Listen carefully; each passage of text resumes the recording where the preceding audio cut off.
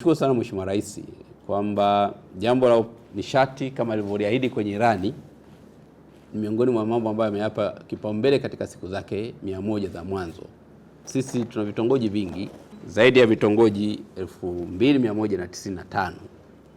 Sasa mpaka sasa hivi tulikuwa na vitongoji ambavyo vilikuwa na umeme ni 1193. Na kwa kweli tulikuwa tayari tumeshavuka 50%.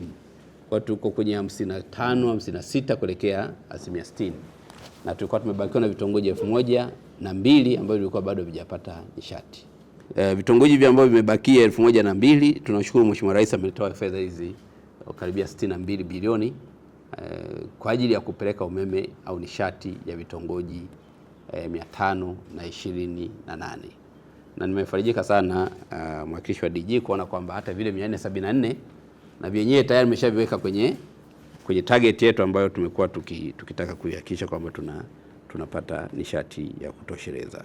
Wananchi wetu sasa wachangamkie fursa, kwa sababu fursa hii ambayo inapatikana kuwa na nishati sio tu kwa ajili ya kuchaji simu ili uweze kuchati, uweze kupiga simu, lakini vile vile umuhimu wake sasa ni kuongeza uzalishaji kwenye maeneo yetu.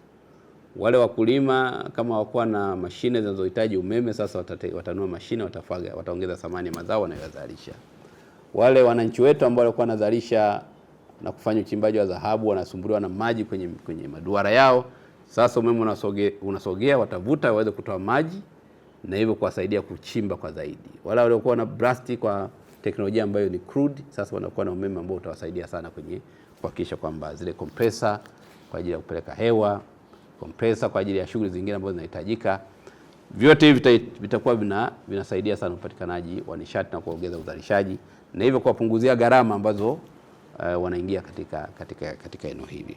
Upelekaji wa umeme kwenye vitongoji 528 tuna uhakika umeme wake hautakuwa wa mgao, na hivyo wananchi wetu wajipange vizuri kuhakikisha wanaitumia fursa.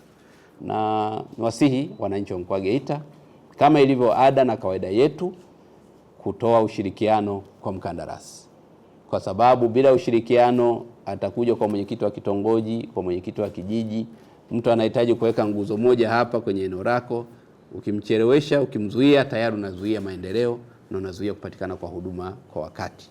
Sasa vitongoji ambavyo vitachangamkia eneo hili la kutokuleta vikwazo na ucheleweshaji ndio vitongoji ambavyo vitapata umeme mapema, na hivyo wananchi wake watakuwa na uhakika wa huduma ya upatikanaji wa nishati. Mradi huu unahusisha upelekaji wa umeme katika vitongoji 528 vya mkoa wa Geita ambavyo hapo awali havikuwa na umeme. Mradi huu unatekelezwa na mkandarasi Central Electrical International Limited ambaye ana dhima ya kujenga kilomita 663 za msongo wa kati, 821 za msongo mdogo. Ataunga wateja 17,000 na 10. Pia mradi huu una fursa moja ambayo wananchi wanatakiwa waichangamkie. Kuna kifaa kinaitwa umeta.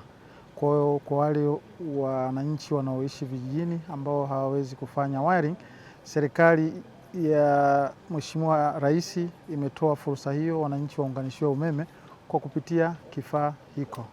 Na bei elekezi ya serikali, umeme wa njia moja ni 27,000 na umeme wa njia tatu ni 139,000. Mradi huu gharama yake ni bilioni 61.9. Pia mradi huu leo umeshaanza rasmi kwa sababu mkandarasi tarehe 17 baada ya kusaini mkataba amepewa siku 14 za kujiandaa.